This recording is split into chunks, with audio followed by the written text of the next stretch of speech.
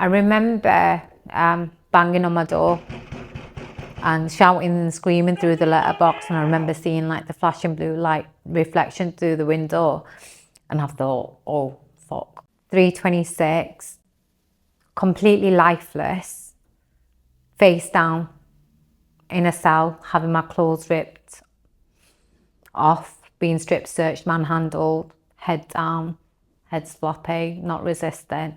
And I remember there was one officer that was asking me inappropriate questions. And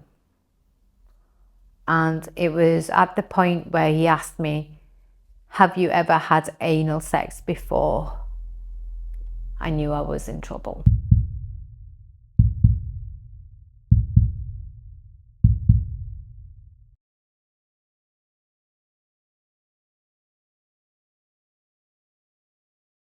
My name is Zayna Iman. I am 40 years of age. Currently, I am living in Sheffield, but growing up, we did move around quite a bit. So I'm originally from the northeast, but I've lived up and down the country. Life growing up was challenging. There was a lot of adverse experiences.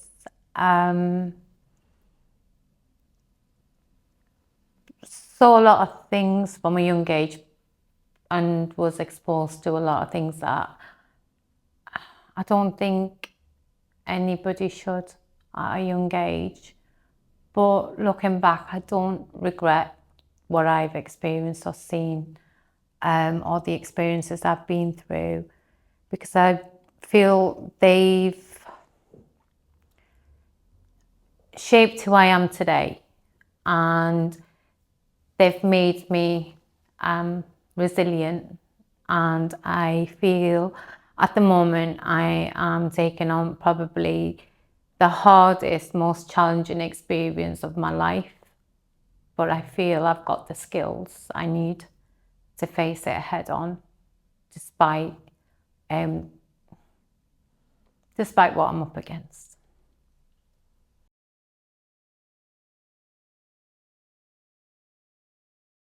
My mum and dad were like from two different cultures. And looking back, I don't believe that they were right for each other. I don't think their two worlds met the way that they should have met. And that caused a lot of issues. And because they were too busy in their own issues, it kind of, they missed signs that I was being hurt from a young age, not by a family member, but I was brought up and raised in a Muslim household. I'm the eldest of 5, the only female, and coming from a Muslim Islamic background, after school you'd go to the mosque. And part of the reason I don't subscribe to religion is because I was abused as a child by what you would describe as like an Islamic, you call it an imam, which is basically like an Islamic priest. And this happened in what we would refer to as the house of God. So I don't subscribe to religion. I find religion to be a control system. I just believe that there is good and bad in all walks of life, all colours, all ways of thinking, all backgrounds, all social classes. And I see people as people. I don't like labels. I don't like to be labelled, and I don't like to label others. I think as long as you're a good person,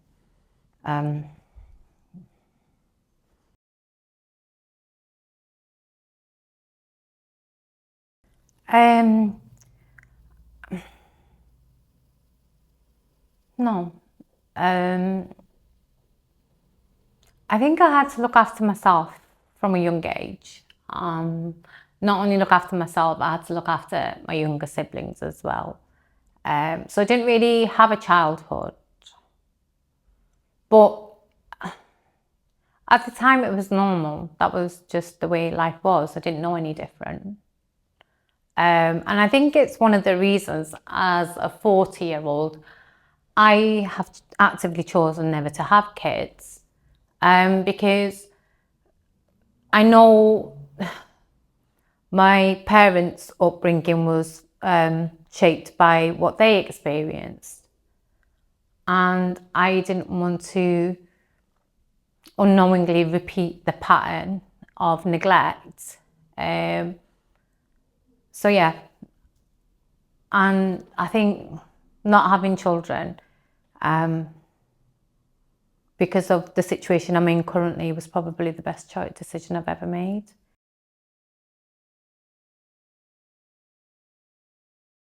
I was a bit rebellious.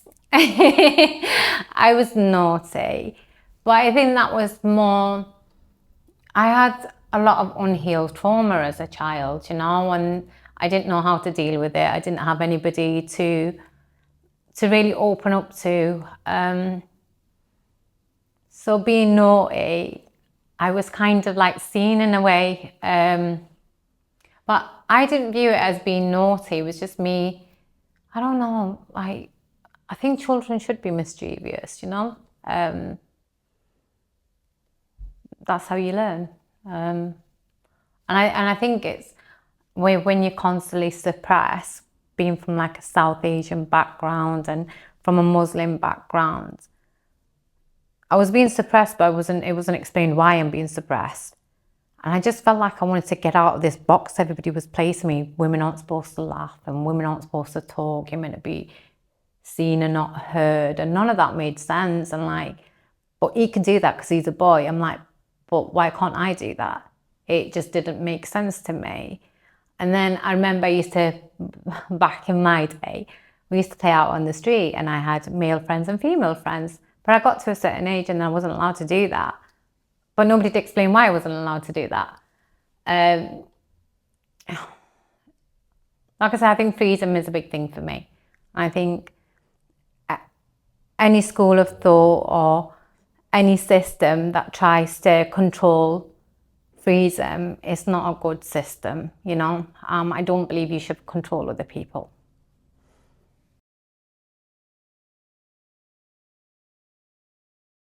I had a long-term relationship where there was a lot of domestic violence. I was known to the police as a high-risk domestic violence victim. I was under PPU, which is Police Protection Unit. It was when I lived out in West Yorkshire, but then I moved to Greater Manchester. So West Yorkshire, I was known to them as a DV victim. And it was under Greater Manchester Police that I was deemed high risk, as in there was a threat to life. There was times where there were panic alarms in the house. And I think that is one of the main contributors to what happened. And I've also seen a trend with women that are targeted by predatory officers. They tend to always have a DV background. And I believe that's because predatory men, predatory women, predatory officers, predatory people in positions of power tend to go for people they view as vulnerable. And on paper, despite being independent, despite working myself from being homeless to owning my own home and doing pretty well, on paper I was still classed as a vulnerable adult. And my first experience with police sexual misconduct wasn't actually with Greater Manchester Police. This isn't something I've publicly shared, I don't believe. My first experience was actually with the West Yorkshire Police. I can show you the data for this after. Like I said, I was known as a DV victim. An officer in 2014 from West Yorkshire started to blur the lines. He was called out to an incident where I was the victim, but then he gave me his personal number on the sheet that they give you after you reported a crime. He'd then turn up to where I was staying, he'd call, he'd text, and I was living in Greater Manchester at the time, and I got a call from him one day asking if I wanted to meet for a coffee, and I says, oh, I'm not in Leeds this weekend, so I can't. And he says, oh, it's okay, I'm in Salford. And then I says, oh, but I'm not at home. And he said, but your car's outside. And he made a comment of saying, sometimes in life you meet people that you shouldn't get on the wrong side of. And I remember I blocked him shortly after that. And it was approximately 4 weeks to the date that I blocked this West Yorkshire police officer in 2014. Greater Manchester Police subjected me to a 15 manpower raid on my Salford flat. I lived in a 1-bedroom apartment at the time. The police battered the door down and raided my property, accusing me of being the biggest drug dealer in Salford. 15 police officers in a 1-bedroom apartment for a South Asian female that weighed about 8 stones, piss wet through, and 5'5" in height without me heels. Needless to say, no drugs were found to suggest that I was supplying, and they let me out. And this was under Salford Greater Manchester Police as well. And my current situation is with Salford Police as well. The officer from West Yorkshire, who started the inappropriate contact in 2014, went on to lose his job in 2016. I attended his misconduct hearing in Wakefield headquarters, and 2014 onwards, I'd say that's when I started experiencing problems with Greater Manchester Police.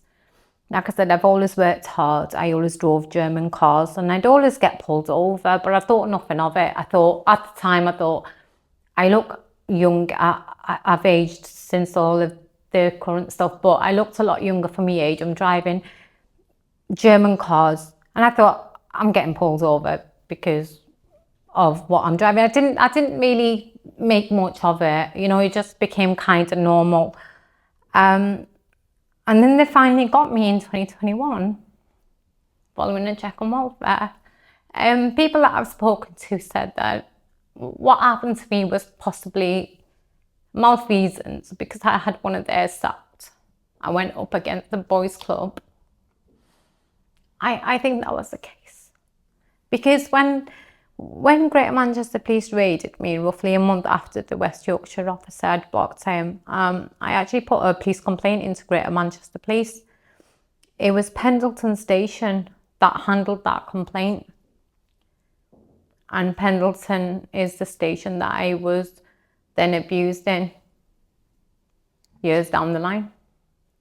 So yeah, I think everything is interlinked, and I think the primary reason why I was targeted, one, of the background that I'm from. On paper, I'm vulnerable, DV, and then second was because of the West Yorkshire police officer losing his job. It just seemed like isolated, random instances, but then now looking back, I kind of see the picture for what it were.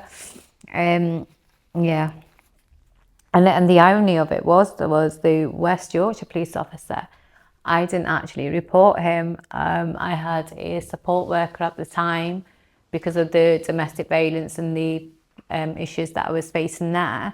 And I mentioned it to her in passing. I'm like saying that there's this West Yorkshire officer that came out to an incident where I was a victim.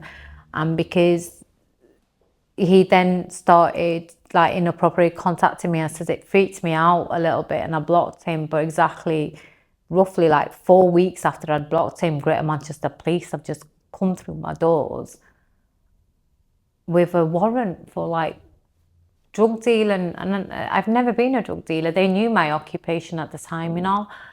And she said, you need to report it. I said, I'm not reporting a copper. Do you know what I mean? It just, because I wasn't naive. I've been living on my own for a very, very long time. So I put myself through university, but I feel like I am streetwise, you know, and I know you just don't. So I didn't want to report him. But anyway, she calls me into the office about a week or so after I told her, and she goes, there's someone here to see you going through there. And then there was these two women in suits sat there, and they said, Zayna, away from West Yorkshire's anti-corruption unit. And I said, Helen, I didn't want to report this. She goes, no, Zayna, the fact that it's resulted in Greater Manchester Police raiding you need to. So reluctantly, I sat down with these two female officers, told them. They went on to investigate this officer for 2 years. After his misconduct hearing, I didn't actually realise what a vulnerable position West Yorkshire Police had put me in. I'd never experienced reporting a police officer before. I wasn't even told that I could have somebody there to support me. I was basically sat in a room in a misconduct hearing in Wakefield headquarters for West Yorkshire Police alone, surrounded by high-ranking police officers and the officer that was trying to abuse his power. And I remember the style of questioning that they were asking me. It just felt very inappropriate. They were focusing on things that I didn't find relevant, and it was more to do with how I looked as opposed to what he did. But anyway, he did lose his job. He was sacked for gross misconduct. And after I was told that he'd lost his job after the misconduct hearing, I found out that I was actually the third person he'd targeted. So he had previous. And yeah, but that's how the situation with Greater Manchester Police occurred as well. I believe that's why that happened as well. And I think when predatory officers strike, I don't believe it's their first time. I believe they have a history of misconduct. And to illustrate that point, I will refer back to the Mets, Wayne Couzens and David Carrick. It's always known who the predatory officers are, like in the West Yorkshire Police case. And I have no doubt in my mind that Greater Manchester Police will be aware of the current batch of officers that shouldn't be working, that they are actively protecting.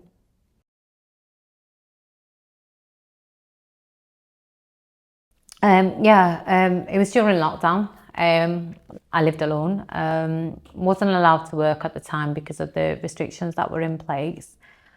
And I think like a lot of people, I struggled with lockdown. You're not allowed to do this, you're not allowed to do that. I wasn't allowed to work. And obviously as a homeowner, I had financial responsibilities.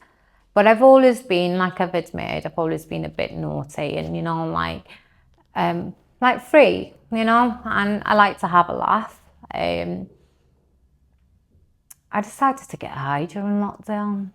So it was like a one-woman party in my own home. I wasn't hurting anybody. But in an intoxicated state, I rang a friend. They'd never seen me high before. So my presentation, when they used to see me like groomed and like presentable, then they saw me high basically, and it worried them because they weren't aware that I was high. So they requested a check on welfare. Greater Manchester Police dispatched 2 police vans, 1 police car, 4 male officers and a female officer to a single female with no history of violence living alone. I remember banging on my door and shouting and screaming through the letterbox. And I remember seeing like the flashing blue light reflection through the window, and I thought, oh fuck, I've got a bit of cocaine in the house, you know, like personal use. I was a recreational user because I did like to have a party, you know. Never been much of a drinker or anything like that. It was just part of the circle that I used to hang around with. It was just something normal to do, and it's something I know a lot of people do, you know. I refused to let them in. I didn't want them there. I'm like thinking, why are you here? Like, why? Let us in, let us in. I was like, no, I'm fine. I don't want you here. And I was telling them to go away. They persisted for over an hour and they were agitating me. So there's only so much you can take. I was telling them to fuck off. They wouldn't go. And then I remember hearing a bang, like, and it was the barrel from my kitchen patio door hitting the hard floor, and I've heard footsteps, and then I'm confronted by two officers. One's picked me up, take me into from the hallway, took me into the kitchen, and then at that point I'm surrounded by 4 out of the 5 officers. And I seen the female coming towards me, and I was that high, that giddy. It was absolutely comical. The footage is out there in the public domain. It's pretty embarrassing, but I've owned it. But I remember her coming towards me, and I was so giddy, so childish, so happy, because that's my natural personality. Looking at her face, thinking, God, those glasses look big. Just swiped them like a child. That's it. It wasn't aggressive, it wasn't violent. And immediately, head down, handcuffs on, dragged out of the house, shoved in the back of a police van. And that's how it happened.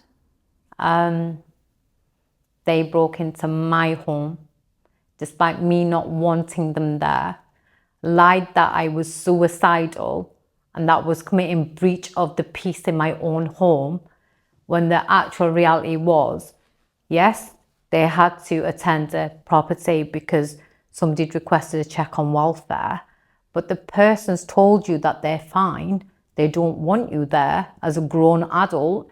You persist, and instead of de-escalating a situation, you escalate it, and then you forcefully break in and lie that that person is suicidal. Watch the footage, guys. I am so happy and giddy. There was no way I was a suicide risk. Someone breaks into your house, you're not going to offer them a cup of tea, are you? What did I do? Swipe her glasses after they've surrounded me? You know, it was, like I said, it happened so fast. Like over an hour, you stood outside my house, escalating a situation when you meant to de-escalate, laughing at me because I was talking shite, as you do when you're high. And then you've broke into my house and surrounded me like a woman that is known to you for being vulnerable. You've surrounded me in my own home. And I've swiped your glasses.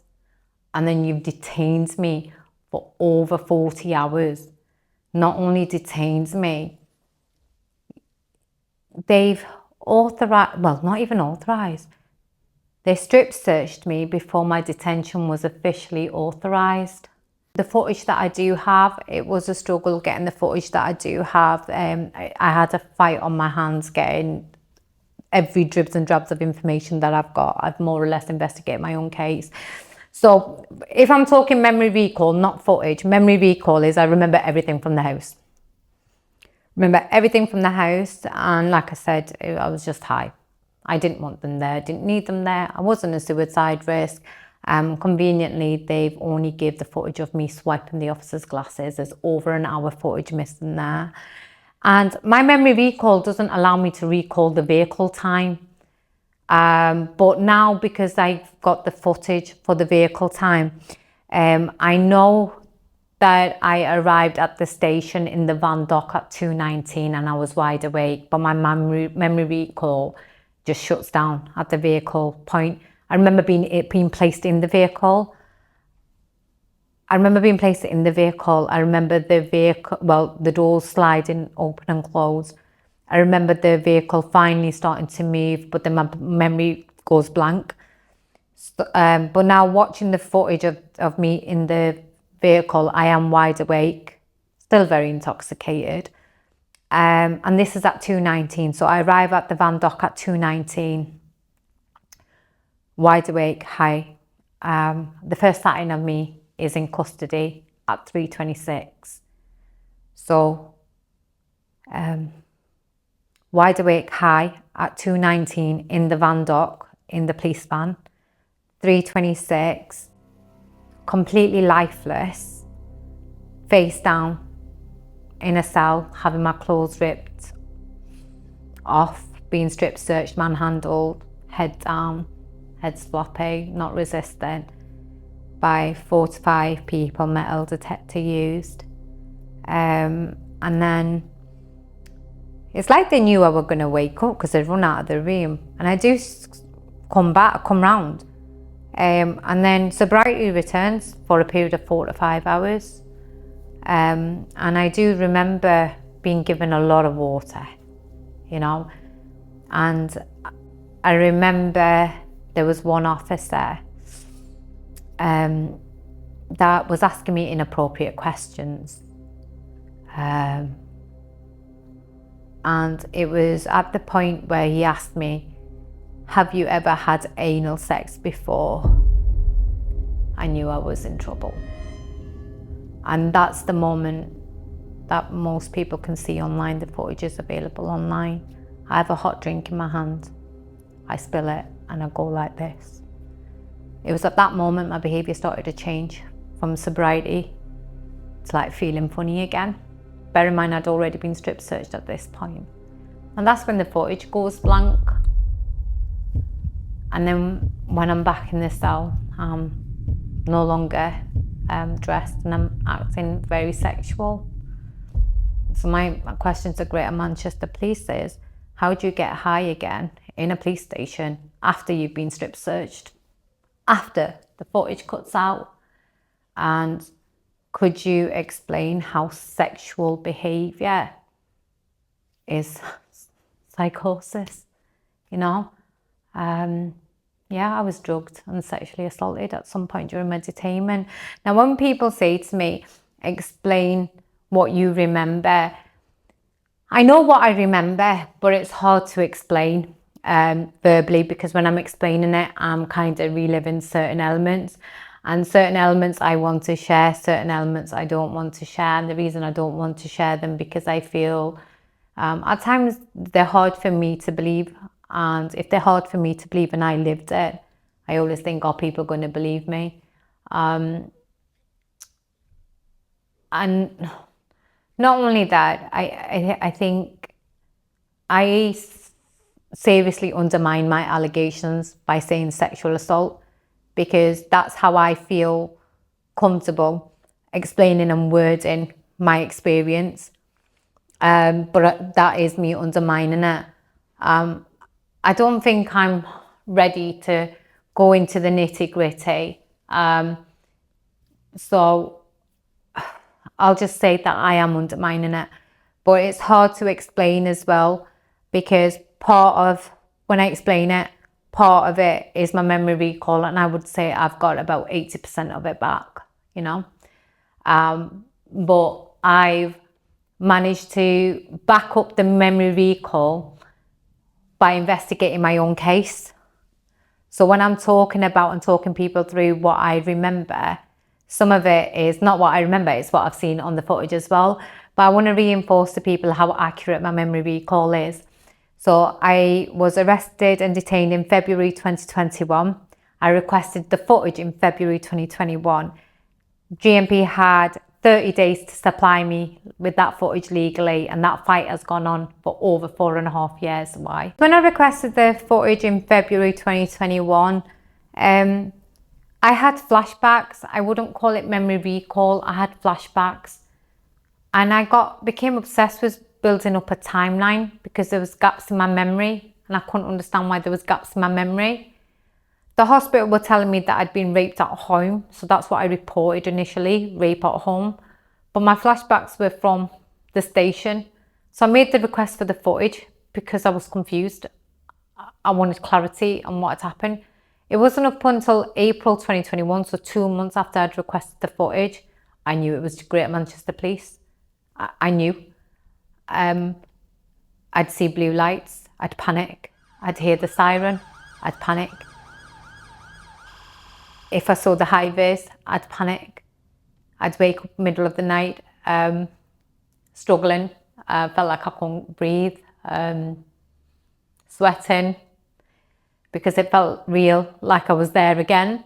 And they won't give it. So eventually in July 2021, like I said, where'd you go when your abusers or the police? I built up the courage. Well, I started speaking out in April 2021 because they wouldn't give me my footage and I got a bee in my bonnet about the footage. But July 2021, I took somebody else's advice and they said, just report them to an outside force. So naively I did. I reported them to South Yorkshire Police. South Yorkshire Police had to send the report back to Greater Manchester Police. Because if you're complaining about Greater Manchester Police, you have to complain to Greater Manchester Police about Greater Manchester Police. So you can use your own imagination what happens there. They mark their own homework and say nothing to see here. So Greater Manchester Police told South Yorkshire Police I was mental. Nothing happened with that. So July 2021, I actually named somebody as a potential suspect because that was the early memory recall. So I then finally got my custody records in October 2021. And in October 2021, I read the records and 50% of the names of officers were redacted. But I was reading through it, and I'm like, oh yeah, that was what I told South Yorkshire Police. Yeah, that's what I told South Yorkshire Police. And oh, that's what I told South Yorkshire Police. So I knew there were certain memories on that custody record that I told the South Yorkshire Police about. And then they finally gave me the footage that I do have in February 2022. So a year later, it came all jumbled up. They gave me hours for a day. I weren't even there to disguise the hours that were missing. It's actually 4.5 hours missing, not 2. And then I saw certain memories that I told South Yorkshire Police in July 2021 in the footage that I was viewing in February 2022. And then I really knew that I wasn't making this up and I hadn't imagined it. Because even for me, like I said, I went through stages of thinking, surely the police can't do that. And I was finding it easier to cope and easier to deal with by telling myself I was crazy. I'd been gaslit that much. I'm thinking, I must be mad. The police, they can't, not in a police station when there's other people. Surely not that many people would cover up. There's cameras there, you know, the same things everybody has like thrown at me. But I knew, I've always known, you know. The weird thing was after I'd woke up from the strip search, I started looking around the room and I'm thinking, oh fuck, I'm in a police station. I look down, I've got no top on, I'm thinking, why the fuck am I naked? And I thought, shit, have I walked out the house naked? Is that why I've been arrested? I had no memory recall at that point, which suggests to me, right, so I'm going to repeat, 2:19, I'm in the van dark, high as a kite. Then 3:26 is the first sighting of me and I'm lifeless, like completely gone in the cell. There's 1 hour and 6 minutes missed in there. But I've never made the allegation for that period because I can't say that I was abused in a period where I can't remember. But I believe there is a possibility because my first memory recall of me waking up, I had no memory recall, which is a classic sign of Davy. That's the reason it's used to affect your memory recall. But luckily, the irony of the whole thing is, the reason why I believe I got majority of my recall back is because I had a higher tolerance to drugs than most people because I was a recreational user. So no, I don't regret recreationally using drugs recreationally. You know, I weren't harming anybody, and yeah, I like to have a laugh. Sue me. At least I don't go around abusing people like Greater Manchester Police. But yeah, so I believe there's a possibility. So the mainstream media did a good job giving me credibility and helping me get my story out there. It wasn't easy. I literally had to, I can't even remember the amount of emails I sent.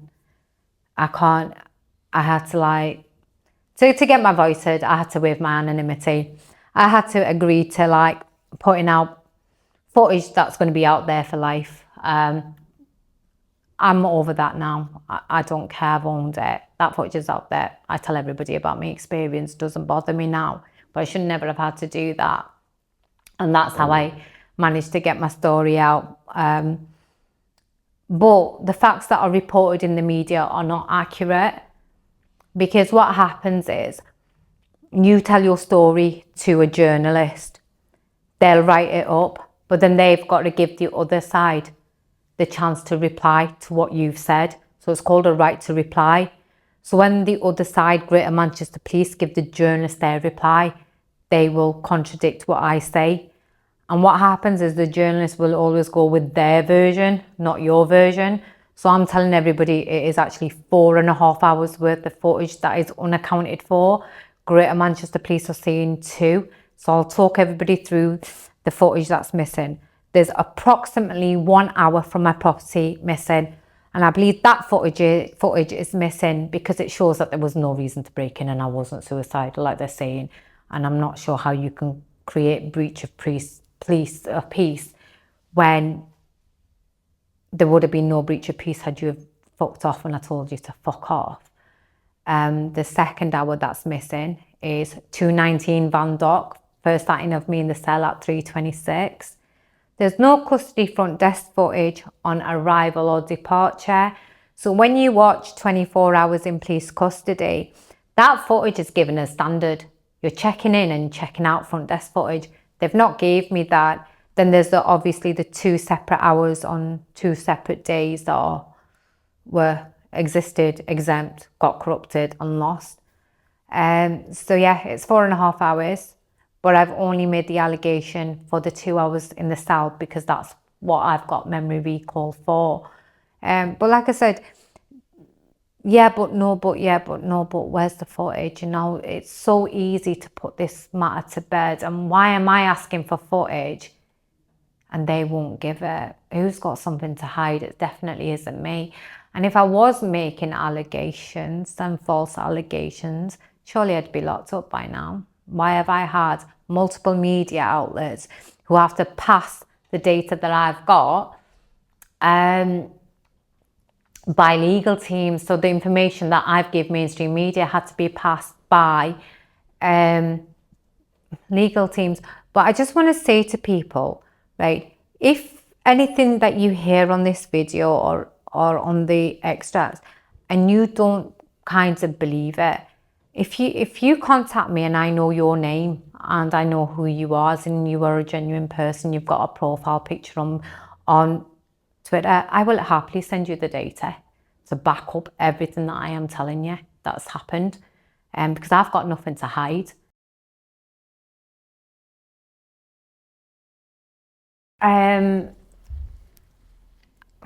I'd say I always thought it was the odd bad apple, you know. I always thought if you got into trouble with the police or you had an issue with the police or anybody that slated the police, it was because they'd done something and they just had like a vendetta against them. I believe the stereotypes that the police are there to serve and protect, and if anything bad happens, you go to the police. I'd say I knew there was issues in the police, but not to the extent that I know now. I think my views on UK policing was heavily influenced by what you see in the mainstream media, and the reality I found is the complete opposite. The thing is, if you report a crime and it's a regular civilian that commits that crime, you know, you can ring 999 and call the police to report that crime. But where do you go when the people committing the crime is the police? And that's the problem that I found. Like, where do you go when it's the police abusing their powers? Because what I found was everybody closes ranks, not just the police. cross-funding, multi-agency partnerships. There's no one. I have contacted every charity you can think of, try to access support from any organisation. I wrote to the Conservative administration when it first happened. I wrote to the current Labour administration, and nobody wants to know. You go up against the police, you are on your own. Despite the rhetoric, violence against women and girls initiatives, they're absolutely nothing. They're just words that people sprout out. There is nothing behind them. The only person I feel like I can trust is myself. And regardless of any complaints procedures or any official avenues that you can go through, they literally control every element. They have an influence everywhere, including the mainstream media. But there's one thing that they can't control, is me. And they can't control and silence my voice, because that's the only thing I've got control over. And that's my biggest asset, and that's what's keeping me safe. The more I speak out, the safer I am. There has been retaliation for speaking out. I have no history of mental health, but the cover-up actually started at Pendleton Police Station, where I was abused. Greater Manchester Police applied 3 sections, a 136, which in my opinion was incorrectly applied. A 136 section is the police power, and it allows the police to take you to a place of safety. Technically, I was in a place of safety because I was in a police station, so that section should not have been applied. That section was applied after the first hour that I was abused.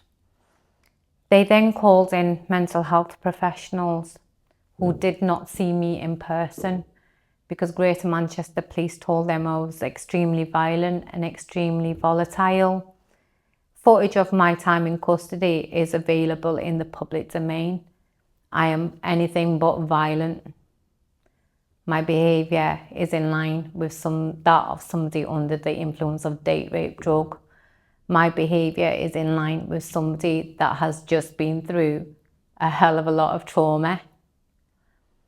After the section 2, where I weren't seen in person, they extended the 136 section again. And I believe that was done to keep me there for over 40 hours so they could get rid of the traces of the date rape drug. They branded me psychotic. And I would like everybody, if you can, to Google Zayna Iman and the Mail Online article from September 2024, where you will see cell footage. There's a video there that's 3 minutes and 36 seconds long that shows a few seconds of every hour I was in custody. So I was high at home. For some reason, I've become unconscious when I arrive in the cell and I'm being stripped naked. I'm put in a pair of oversized shorts. I then come round and I'm sober for a period of 4 to 5 hours. Just before the first hour cuts out, the officer that I'm talking to at the door agitates me, so I spilled a cup of coffee. The footage goes blank. And when it comes back on an hour later, I'm acting hypersexual and I'm no longer dressed. Sexual behaviour,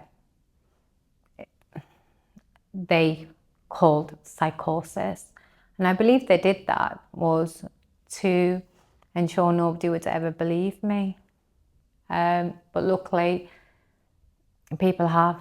But I had to release degrading footage of myself into the public domain, waive my right to anonymity, campaign and tell my story across platforms, update people on a regular basis, put myself out there in ways that nobody should have to put themselves out to be believed. And I would say the vast majority of people believe that I'm telling the truth. Because what are the chances of the very footage you allege would show rape accidentally getting lost? Bearing in mind I was detained for a period of over 40 hours. So over 2 days and 2 separate hours go missing. 10 a.m. on day 1 and 1 p.m. on day 2. This very footage existed and was viewed by 13 different officers. I have 13 people on record from Greater Manchester Police claiming that the footage existed. I've got the Deputy Mayor, Kate Green, admitting that that footage existed. I've got the former Deputy Mayor, Beverly Hughes, admitting that footage existed. I've got Andy Burnham admitting that Greater Manchester Police have told too many different variations for the reason why that footage isn't available now. To say, well, put the illustration to me on that letter, which then that was the meeting that happened a couple of weeks ago. And in the course of that meeting, you shared stuff that I'd not seen before, and additional footage.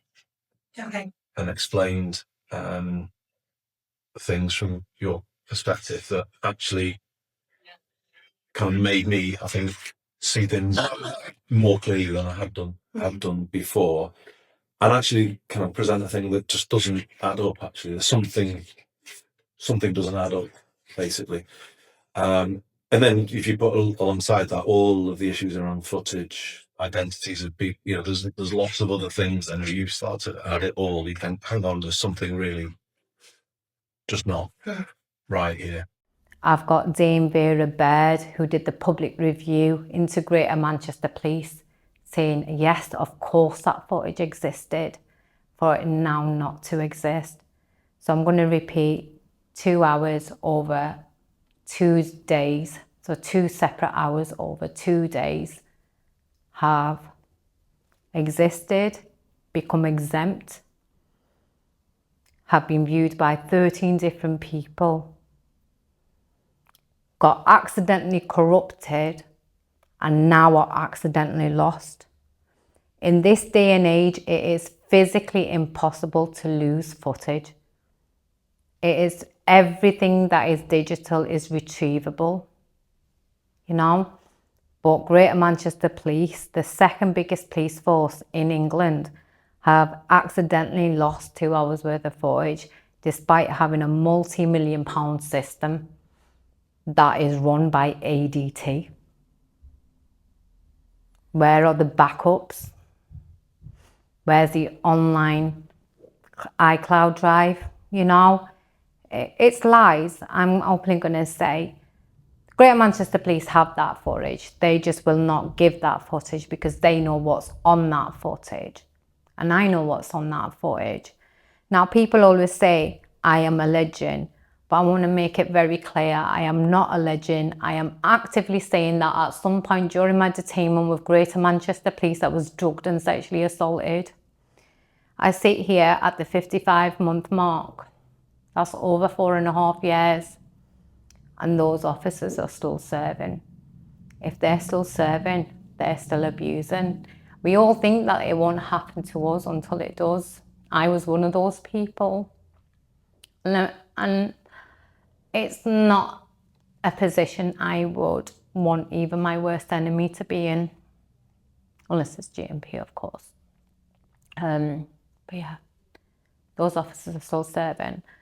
And I was told by the IOPC that I came into contact with 26 police officers. Dame Vera Baird, who did a public review into Greater Manchester Police, after my experience hit the mainstream media, she told me 28 people I came into contact with. The actual number is close to 40 officers. Out of those 40 officers, 2, no, not even 2, a few have retired, a few have left. But why would the IOPC and a public review lead tell me that it was 26 to 28 officers when I came into contact with 40? I have those names now. Greater Manchester Police and the entire police complaint system actively withheld and concealed those names from me. I now have the name of every officer I came into contact with. Not only do I have the names, but I also believe I know the officers that were responsible. But where do I go? Who do I report to? Because everybody I've gone to and reported to has worked to shut me down. Every so-called independent investigation into Greater Manchester Police became an investigation into me. I have data that shows that the IOPC had me under surveillance. The IOPC are the police watchdog. They're meant to investigate police misconduct. They had me surveillanced. I have the data and it's available on my social media. I had Dame Vera Baird, a woman that was employed by the mayor and the Police and Crime Commissioner for Greater Manchester and Greater Manchester Police, Andy Burnham. He asked Dame Vera Baird to do a public review into Greater Manchester Police after I released my footage. And I told my story to the media, which went viral in 2023. But Dame Vera Baird asked Greater Manchester Police to surveillance me. So reporting Greater Manchester Police officers led to me being surveillanced by GMP, Dame Vera Baird, the IOPC, and right up until 2024, those surveillancing was still in operation. Whether they're still in operation now, I don't know. The last known data that I've got is up until 2024, they were surveillancing me. Why? What have I done wrong? You know? And this is what happens if you go up against any government body. You use their systems to try and get accountability, their complaint system, and become a complainant. They're not going to investigate the complaint. They're coming for you. And I'm going to be honest, in the early days, I was scared. I'm not now. Because I thought to myself, what's the worst they can do to you now, you know, that they haven't already? They've already locked me up. They've already falsely sectioned me. They've already created jumped up crimes. They've already, do you know what I mean? They've already abused me. So I know, we sometimes fear the unknown, but it's not the unknown to me now, you know? And not that I want it to happen, but I think worst case scenario, if it did happen, I could handle it. So I'm willing to chance it, because in all honesty, the only power I've got is my voice, and that's the only thing that's keeping me safe. They've told me, Zayna, please, we'd suggest that you didn't speak out. Sometimes those requests not to speak out weren't necessarily polite. But I learned very quickly that anything they want me to do, I have to do the opposite. Because like I said, if I hadn't spoken out, nobody would have known. Nobody would have known that Greater Manchester Police officers were abusing their powers. Now, I proved that there was some murky stuff happening at Pendleton Station in Salford. I proved that they were unlawfully strip searching people at that station, the youngest being 14, you know. This includes men and women of all colours. I proved that they were withholding data and destroying data when their officers were accused. So why would I be lying when I'm saying that I was sexually assaulted? And why would I be the one that's asking for that footage? Why will they not give the footage if they're the innocent ones? They could discredit me easily, you know? Why haven't they? 4.5 years I've been fighting for that footage, and 4.5 years they won't give it. Why? Why?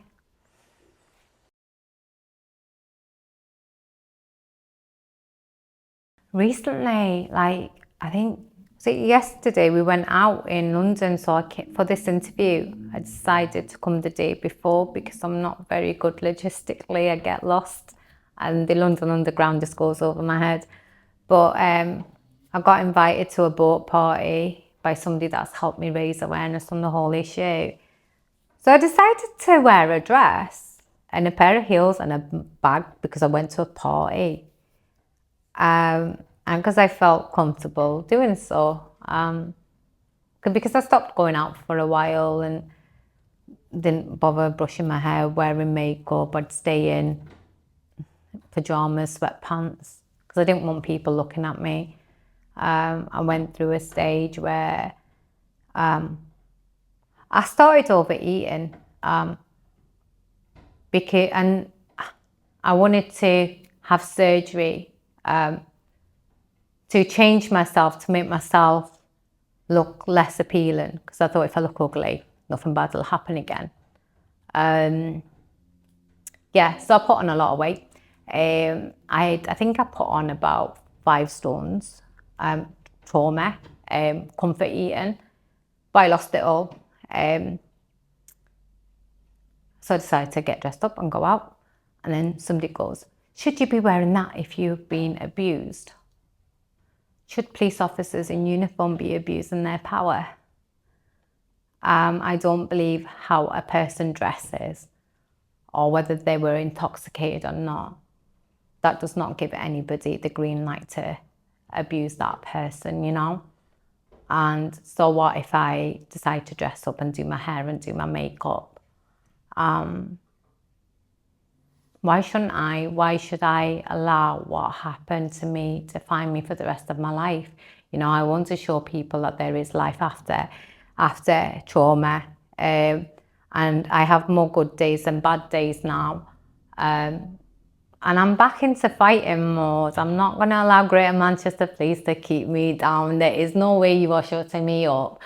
And yeah, do you know, like when you break up with somebody, right? When you bump into them and you're looking like shit, you don't want to be looking like shit, right? So I'm pursuing Greater Manchester Police and I'm telling Greater Manchester Police there's absolutely fuck all you can do to shut me up, right? I want to look good whilst I'm saying it, you know? So if I want to wear a short skirt, I'll wear a short skirt. If I want to wear a low-cut top, I'll wear a low-cut top because I can. It's my body, it's my life, and it doesn't give anybody the right to comment on it because I'm not hurting you. I'm not hurting anybody else. And it certainly doesn't give anybody the right to abuse another person, you know. And I don't think an outfit makes a good or a bad person, you know. I still have days where sometimes I think, well, you silly cow, if you didn't get high, maybe none of this would have happened. But they were pulling me over all the time, following the West Yorkshire police incident. And I think it was always on the cards. It's just me swiping the glasses. Well, somebody ringing them to do a check on welfare, me swiping the glasses, just gave them that ammunition to arrest me. But I just thought of something, and I'm going to say something which some people might think controversial. If you ever feel concerned about somebody that you know, please, please, please do not ring the fucking police. They are not mental health professionals. Look at the stories that have been in the mainstream media, mine aside. They cause more harm than good when they are dispatched to vulnerable people. Get in your car, get on your bike, get on your feet and go check up on them yourself. You know, I'm not an isolated case, and I can't stress that enough. I'm the only case that has managed to get their case in the public domain. I'm not the only case. This isn't a brown girl problem either. This is affecting men and women of all ages, of all colours. And I know because I get the messages. Not everybody's in a position where they can speak out. I lost a lot when I decided to speak out. I remember, I think it was April 2021 when I spoke out. My family came to see me and we were just sat in the car. You know, it was me mum, my brothers. You just do not talk to Asian dads about sexual stuff. And They asked me to get out the car and they drove off. I still decided to speak, and I do not regret it. I don't regret it. But I'm from a South Asian background. I am from a Muslim background. Whether I subscribe to the culture or religion is irrelevant. What I am doing is not the done thing, right? So ask yourself why I would release the type of footage that I have, make the type of claims that I have, lose literally everything to lie. There's easy ways to get attention, you know? And it's because I don't want anybody to experience what I did. And like I said, what happened to me is happening on a much bigger scale. People just can't come forward or don't want to come forward. And I would always personally advocate speaking out, but speaking out isn't, it comes with its own issues. Like I said, there's retaliation. There's a chance that they might bring up the jumped up charges. I mean, I've got some footage that's not in the public domain, which I'm happy for you to have, and I can give the extract. Greater Manchester Police created a couple of crimes. I don't know if they've put the same crime twice on two different days, or if they're alleging I did the same thing 2 days running. But they've accused me of assaulting an officer in the cell. But the footage for the incident I've got, and it clearly shows them assaulting me. But they've classed that as me committing the crime. I'll give you the footage if you want to put the extract and the write-up for it. So I know they plan to shut me down in one way or another, but I'm going to make it very difficult for them. I'm not going down without a fight. So there is retaliation. I have had to resort to getting my entire property with cameras. As soon as you step onto the boundary, it tells you that you're under surveillance. My car has got cameras. Ideally, I try not to go anywhere alone, but sometimes I have to. I make sure I drive in busy places. I don't keep any of my data at home. And this is on advice from others. Because if the police believe that you've got data that may incriminate them in some way, they do subject you to raids. So I'm always, there was a point where I was too scared to go out. I don't care now. I just go out. What's going to happen is going to happen. I'm going to continue living my life. For me, you only get one life. But yeah, I can't even say to people, speak out. But for me, I think speaking out is better than staying quiet. But the retaliation aside, it has had other impacts. Like I said, the footage that I put out there is going to be out there for life. Like my dad's sister passed away. Yeah, she was old, but she passed away. I couldn't go to the funeral. And I mean, I weren't close to her, don't get me wrong. But I thought, shit, when my mum and dad passed away, even though we weren't close and there were issues, I can't go to the funeral. Anybody passes away in my family, I can't go. I'm not welcome. Can you imagine? He would put themselves through that, you know? And the reason I'm doing it, like I said, I undermine my allegations and I don't want anybody to experience what I did. I mean, I'm not sure if I want the next bit in.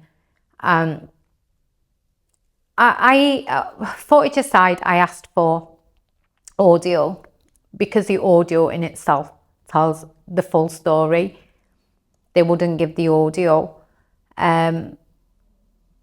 I know how lucky I am to be sat here right now.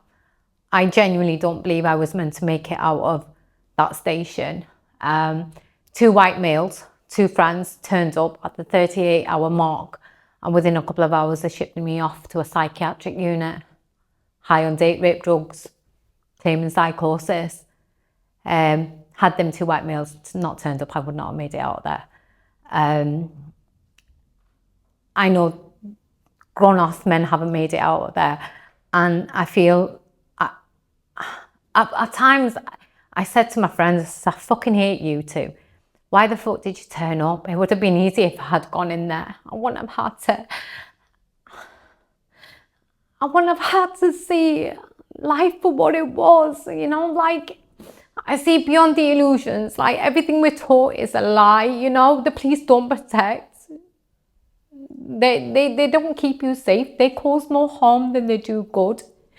They commit the crimes, and I'll go as far as saying they're a state-sanctioned gang, They get away with the most obscene things, and yeah, they might release the odd officer, but I genuinely believe that is purely for optics, I've been trying for 4.5 years. I know the names and they are still serving. Explain to me why, I genuinely do believe that I was meant to be in custody based on the memory recall I've got, and I feel like I was given another chance, and at one point I hated that. I hated him. I hated my friend Terry for turning up, because I said if I had gone in there, it was done, it was over. And I do remember at one point making peace with the fact it's okay, it's going to be over soon, because they were plying me with drugs. And I remember I was getting higher and higher and higher, and my heartbeat was so high. And I just kind of made peace with it. When I arrived in hospital, that's one of the first things I did.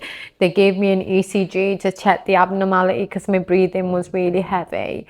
But I wasn't meant to. I got out of Pendleton, and then I got out of the psych ward, and like the state that I arrived in that psych ward, I should not have made it out. I mean, if I was a mental health professional looking at the state that I was in, I would have jabbed me up and medicated me to the eyeballs, because I couldn't explain what had happened. I knew what was happening, and up here I was the sanest I'd ever been, but I couldn't communicate. Like, my bodily functions weren't doing what my brain was telling them to do because of how intoxicated I was. But I'm not religious. I don't really believe in anything. I believe there's something out there. What that something is, I don't know. God, Jesus, Allah, universe, angels, whatever. Don't know. But there's a reason why I made it out of Pendleton against the odds. There's a reason why I made it out the psych ward against the odds. And there's a reason why one woman, like, I'm going to repeat it, I'm 5'5" and I weigh about 9 stones, by myself. There's no army behind me. I'm comfortable. I'm not rich. I don't have the same resources and powers Greater Manchester Police. These people have been trying to shut me down since Pendleton. I'm still here. I'm still talking, right? How many village idiots does it take to silence one woman, and they haven't managed it? I'm going to continue going, because this is, I can't let it go. Like, sometimes I've thought I've not taken a break, but I've just got busy with just other stuff in life. And I go under. I'm like, it doesn't feel right. But after I leave here, I'll be on such a high, because I'll be like, yes, I've like gave it to them again, And it just feels like the right thing to do. But it's been the hardest thing I've ever had to do, because I've experienced so much retaliation, so much backlash from strangers. But I genuinely don't give a fuck now. Genuinely don't care. You could take that footage, take the piss out of it, I'll laugh. Doesn't make a difference, because I'm trying to turn something bad into something good. I'm trying to I'm not a perfect person, but undo my wrongs, I mean, what did I do that was so bad that night? I took a few lines of cocaine, and it's, like I said, it feels like there's something I have to do. It's changed my whole outlook on life. When people say, what's your favourite hobbies? I genuinely don't have anything. I genuinely don't have anything that I genuinely enjoy.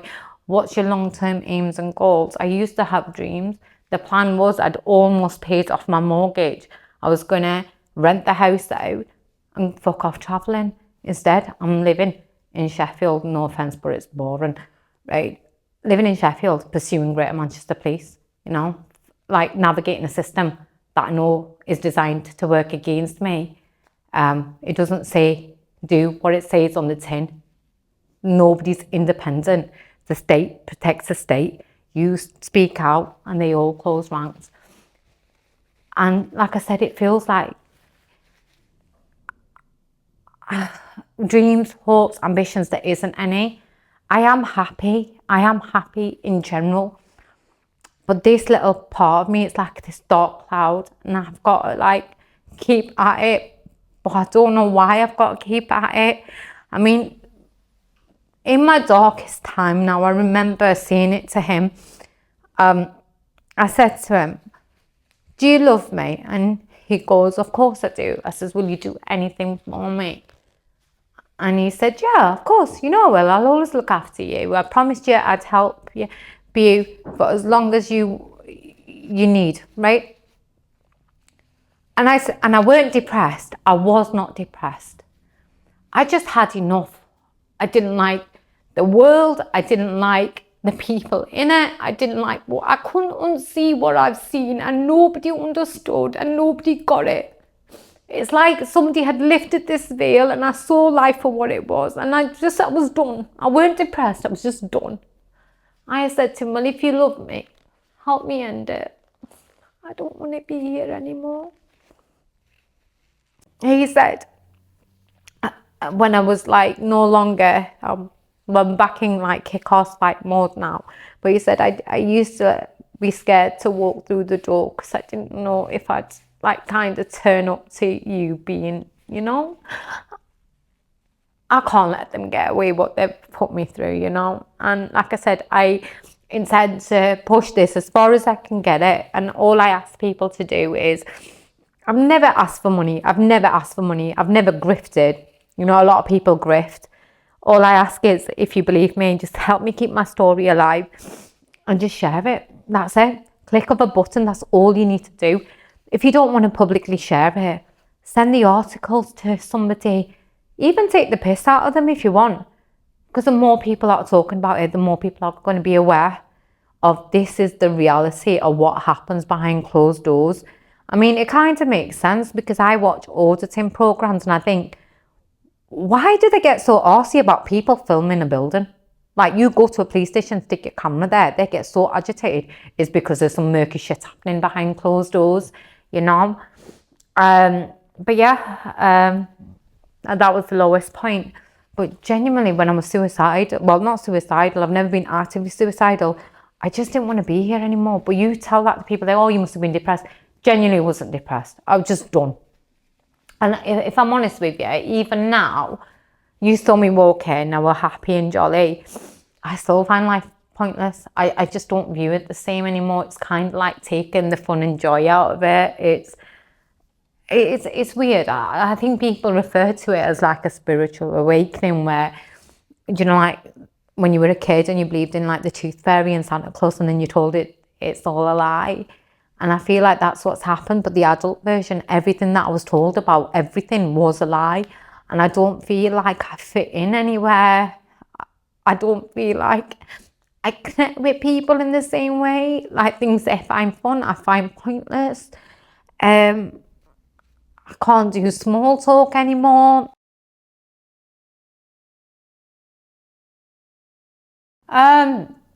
I'm quite stubborn like a child. You know, if I know I'm right, I kind of spit my dummy out.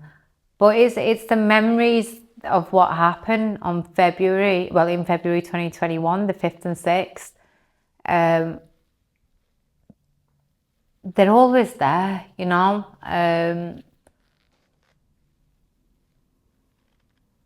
Yeah, they're always there, and I need closure.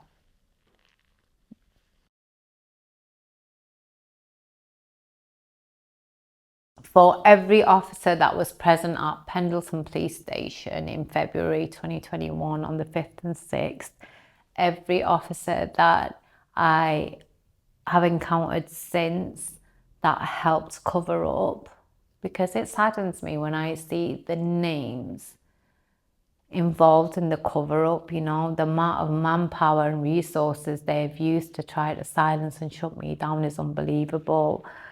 Every official that's been part of the cover up, and there's been a lot, you know, literally everybody that I've encountered, I want them to just, I don't know, there should be like a place like Guantanamo Bay, but like for officials that abuse their power, because, you know, like if it's a criminal that's doing that type of stuff, fair enough, you know, like you've got the systems in place to get them to pay for what they did.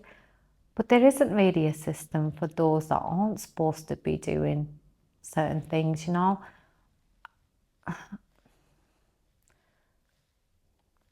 I don't think I can say what I'd want to do to them, but I don't think they should be in the roles that they are.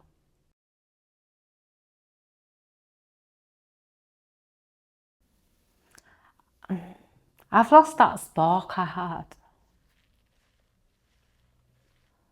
I mean, I've always been, I don't know. How would you word it? Because I am different now, aren't I? Well, you said it earlier. You don't share the same zest that you did because you Nah, but this is the thing. I'm not depressed. I'm not depressed in the slightest.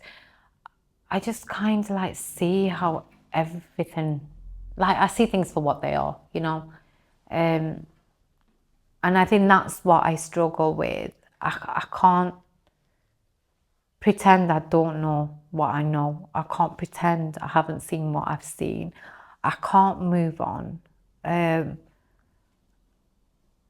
But the thing that brings me happiness and joy is every time I talk about it, because I feel like I'm reaching out to more people. And even if those people don't believe what I'm saying, I've planted the seed, you know. Their next interaction with the type of people that I'm talking about, they're gonna, and even if they don't believe me, they might think, oh, what that mad woman was saying, what if it's true? They might, you know. And I think that's what I want. Now, my experience is it's the water that they were giving me that made me compliant to what they were telling me to do, and made me act in a sexual way, like beyond what was the norm for me. Ask for a carton if you need a drink when you're on police premises. I didn't think that I'd be spiked, but I was. And I think people sometimes forget that behind the uniform, there's normal people, and in normal people and normal society, you do get the good, bad, and the ugly. And just because they're in fancy dress, as in the police uniform, doesn't necessarily mean that they are good people. Power in the wrong hands corrupts, and from my experience, there's a lot of people in power that really should not be in power. You know, I've got Andy Burnham, the Mayor and Police and Crimes Commissioner, on record lying. Who do I go to? Who do I tell? I've got Dame Vera Baird, very high up in the establishment, on record lying. Who do I go to? Who do I tell? I've got the IOPC, the so-called police watchdog, when in reality they're just a lapdog, on record lying. Again, who do I go to? Who do I tell? I've got Greater Manchester Police on record lying. Again, who do I go to? Who do I tell? I'm telling everybody. And by telling everybody, I'm keeping myself safe. I'm warning others. And like I said, I can't explain it to you. It just makes me giggle. Like, I don't know. It's a bit petty. It brings out the childlike mischief. I used to be quite mischievous, and it takes me back to that. I'd always do naughty stuff, and I feel like I'm giving them the middle finger without actually giving them the middle finger, because there's absolutely nothing they can do. Because it's good to talk when you're suffering from trauma, and I'm not breaking any laws by talking about trauma, and there's absolutely nothing they can do about it. But every bit of information I've got about my case, everything that I've investigated, every little achievement that I've got has come from speaking out. any time where, like I said, I'm not depressed, but because I see life for what it is, and I've seen things that I can't unsee. I don't want to be here anymore, but when I speak, it's giving me a reason to still want to be here. I'm doing something, and I'm in a very, very fortunate position, you know. Like, I don't have any responsibilities, you know. I've only really got to look after myself, and as you know, I've not even managed to do that well, but I just feel like I can't explain it. It's just something I feel I have to do at all costs, and at all potential risk to myself. I genuinely don't care even if they bumped me off, you know, they'd be doing me a favour, to be fair.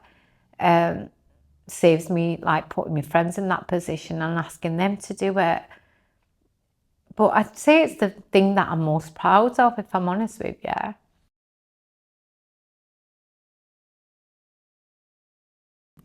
I don't think I've grieved properly, because I've focused my attention on, like I said in the early days, getting the timeline, getting the footage, speaking out about it to warn others.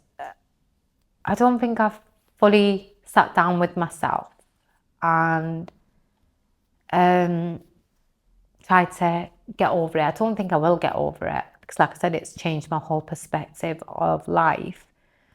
And like I said, I just want to change everything about myself.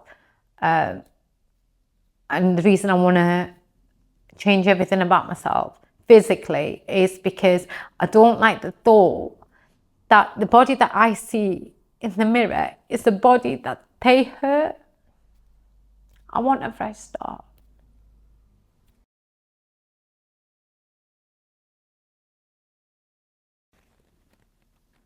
Tell as many people as you can. Document everything, record everything. The more people you tell, the safer you are. They'll advise you not to speak out. By not speaking out, the only person that benefits is the abuser. Now, your abuser doesn't have to be a police officer, it could be anybody, you know. But if you stay quiet, that silence only benefits them, not you. When I was abused as a child, I did try to speak out, but I remember having the comment, what can somebody do with a girl that's prepubescent? So I wasn't believed. So I backed down. But that happened roughly when I was about, I don't know, 7 to 9. I'm 40 years of age, and that still stayed with me, because I think had I have spoke out a bit more, I could have saved a hell of a lot more girls and boys. Boys get abused too. So when it happened to me at the age of 36 by Greater Manchester police officers, I didn't want to be that young girl and then have the same regret as I got older, you know. And I genuinely do not regret speaking out. I'm very proud of myself for speaking out. And I'd say it's probably my biggest achievement. Single-handedly, me and my gob have put Greater Manchester Police in the spotlight for all the wrong reasons. Everything that they told people was a lie. Every time they tried to discredit me about anything, I've managed to prove everything to be right. The only thing that's left is to prove that I was sexually assaulted, and the only reason I can't prove that is because they won't give the footage that they do actually have, but are pretending that they don't have. So I think my long-term plan is, I've come across a lot of people that have shared their story with me and said something similar has happened to them, but for various reasons, like I said, they might be vulnerable, too scared. They've not wanted to speak out. But I think I've got 2 people at the moment that have kind of agreed to share their experiences. But what I want to do is get a number of people that have experienced similar to me, because I'm not an isolated case, I'm just the only case that's come out, to come forward, contact me, or and I will get you that platform. I know how hard it was for me to get my voice heard. I know the lengths I had to go to with my anonymity, release degrading footage, lose everything. I will assure you the anonymity. I will get your voice heard. And the reason I want to do that, I want to show the public how massive this issue is. This isn't just something that happened to the girl high on coke in February 2021. It's not just an issue that's happened to me. This is happening on a much, much bigger scale. And I know for a fact I'm not the only one. And I know how hard it is to speak out and get your voice heard. You don't have to go to the same extent I had to be heard. I will get you that platform. I want to create a compilation of people sharing their stories so people realise how massive this issue is, because the further I can get it out, the more people will be safeguarded in the long run, you know. I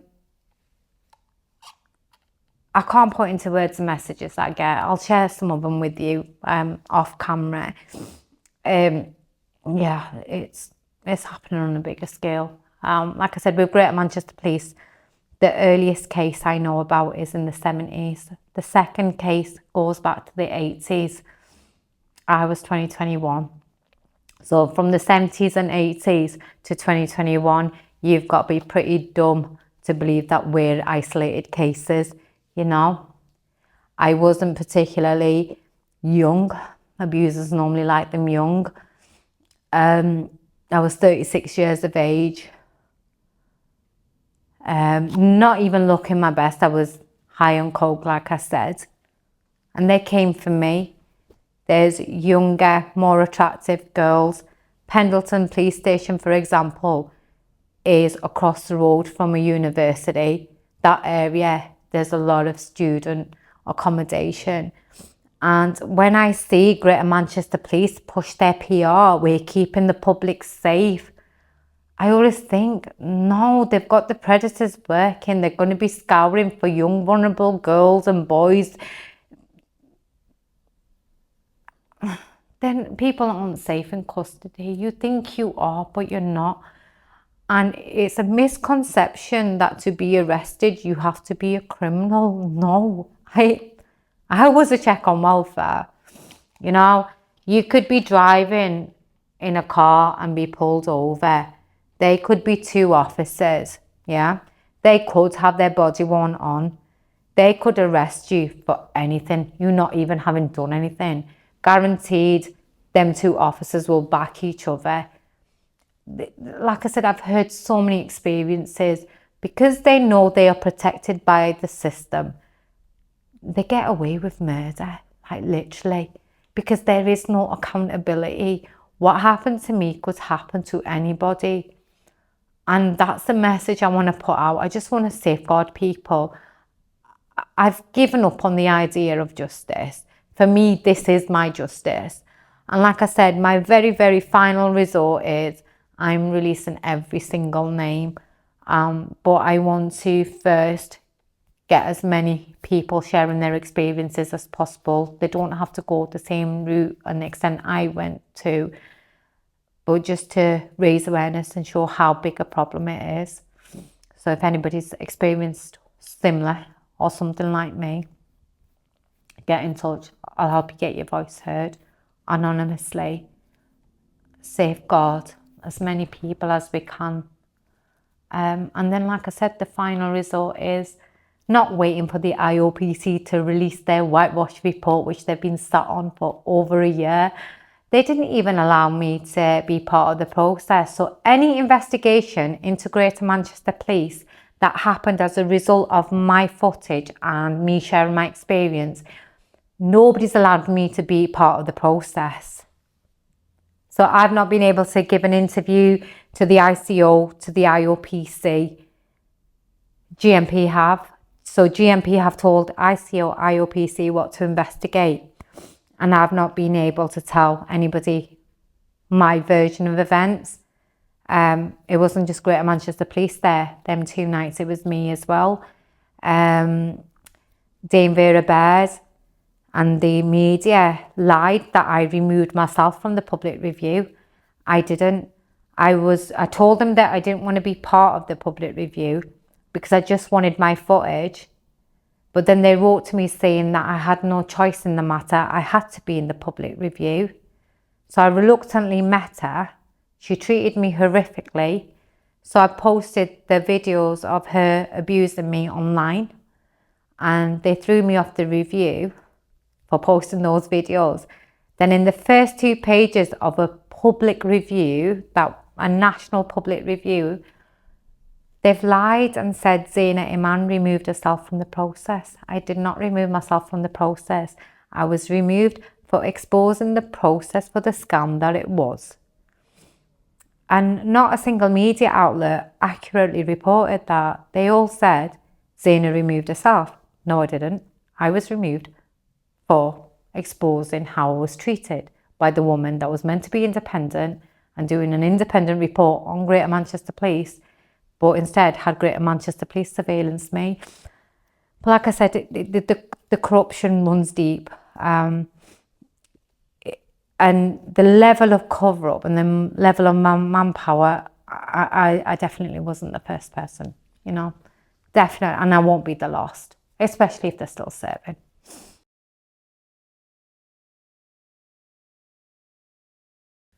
Like I said, I'll never ask for money.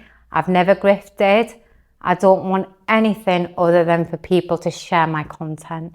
And by sharing my content, like I said, the Mail Online article with the humiliating footage just helped me get the word out. In particularly, I want to get the word out in Greater Manchester.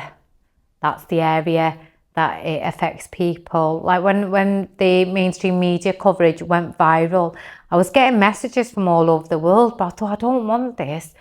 I want it to reach where it affects, and it's Greater Manchester. But since then, I've realised that this is an issue happening up and down the country. I want it to be as big as possible. Now, I do get shadow banned on social media quite a bit. And I don't have a huge following. Like, I'm 40, like social media, I didn't grow up with social media. Do you know what I mean? I'm not social media generation. So I need everybody to just help me share the content. Keep it out there. You're keeping me safe. You're keeping other people safe. I'm not asking for money. I'm just asking you to share if you believe me. And do you know what? Even if you don't believe me, share it to take the piss out of it. It still gets the word out. I don't even care, you know. And like I said, I used to be such a private person, and I've had to do things that are way out of my comfort zone. I don't care where that footage ends up. I mean, even print it out and stick it on bus stops if you want. I don't care. You know, the more awareness I can raise, like, let me tell you, I can't emphasize this enough. There is some murky shit happening behind closed doors in police custody suites. I know because I was there. I can't prove it because they won't give me the footage. So you'll have to trust me on this. But ask yourself, what am I getting out of putting myself through this? I'm not even asking for anything in return. Just help me raise awareness, help me spread the message, keep me safe and keep other people like me safe. And like I said, we always think certain things won't happen to us until they do. I'm not anti-police. I think if they did the job they were supposed to do and did what they're meant to do and what it says on the tin, they're brilliant. But the sad reality is they do not.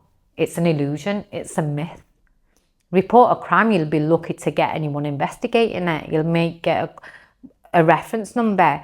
Instead of investigating crimes, they're asking people to investigate for them by putting it on Twitter and like social media will help us with this. They're lazy. They're not doing the job. and they're not even recording crimes as much because they want to keep the crime stats low. Sometimes they're arresting people and making arrests to increase figures. There's so much that happens behind the scenes that people aren't aware of, and I've only become aware of it because I've navigated the systems, I've networked, and I've spoken to current coppers, former coppers, and I can genuinely say I absolutely, not hate, because some of them are naive and they genuinely believe it. The most annoying thing for me is when people say, oh, not all officers are bad, you get some good ones. I'm going to repeat, there was all around 40 people on shift over the 2 days that I was with Greater Manchester Police. Not a single person intervened, not a single person said anything whilst I was there. They could have anonymously tipped somebody off, they didn't. In the last 4.5 years, none of them have had the backbone to speak out. If you're a silent officer, you're not a good officer because you're allowing stuff like this to continue. The genuine good officers don't stick around because you cannot go to work and see the stuff that's happening and continue going back to work and act like everything's okay. You know, I know for a fact I could never be a police officer and turn a blind eye when I see my colleagues doing something bad. But the policing culture is that you can't, if you see an officer or a fellow colleague doing something bad, it's not the done thing to speak out against them. It's a boys' club. They all close ranks. They all back each other up. Genuine people do not stay in the police force.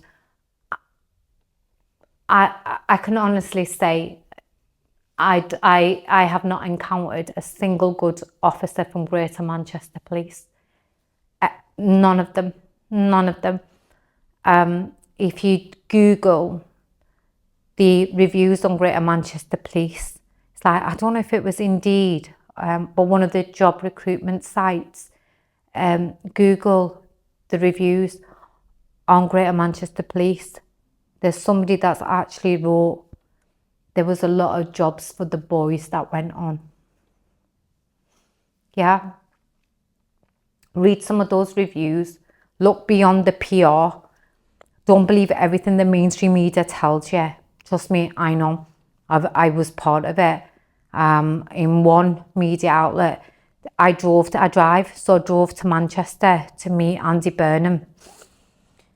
And I came out of the meeting and they interviewed me and they go, Zayna, just for aesthetics, can you come and jump on a tram?